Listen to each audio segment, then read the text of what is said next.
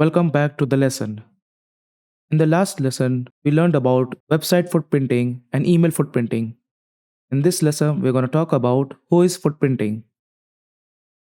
Whois is a query and response protocol used for querying database that stores the registers users or assignees of an internet resource such as domain name, IP address, or an autonomous system.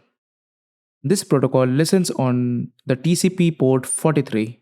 We can use the Whois query to return the following information such as domain name details, contact details of the domain owner, domain name servers, net range, when a domain has been created or when it is going to expire, and also the records last updated.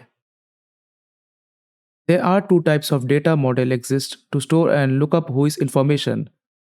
They are thick Whois and thin Whois. We are going to use some tools for the Whois lookup queries. For the sake of this tutorial, I'm going to show you on the whois.domaintools.com website and also the Whois tool which comes by default on the DNS utils on Kali Linux. So I spawned up my Kali, I'll open up a terminal and then so we will use the tool or command as whois and the domain name which is maxofy.com here, and we'll press enter.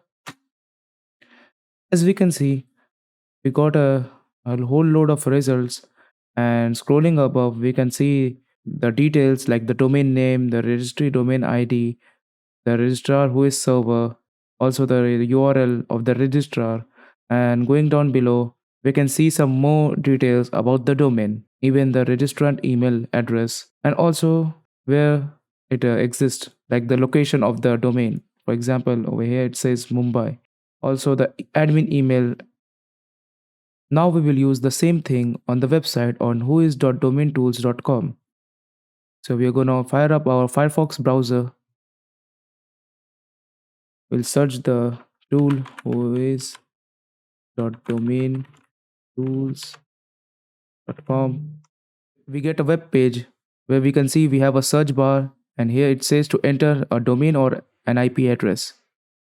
So we'll put the maxofy.com domain and click on the search button.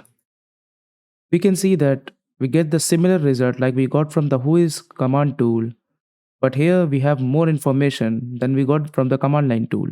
Like for example, we get the dates when it was created, when it gets expired, also the name servers, the tech contact details, the IP addresses, the IP location, the ASN, the IP history, also the website title, the server type, and here we have the query.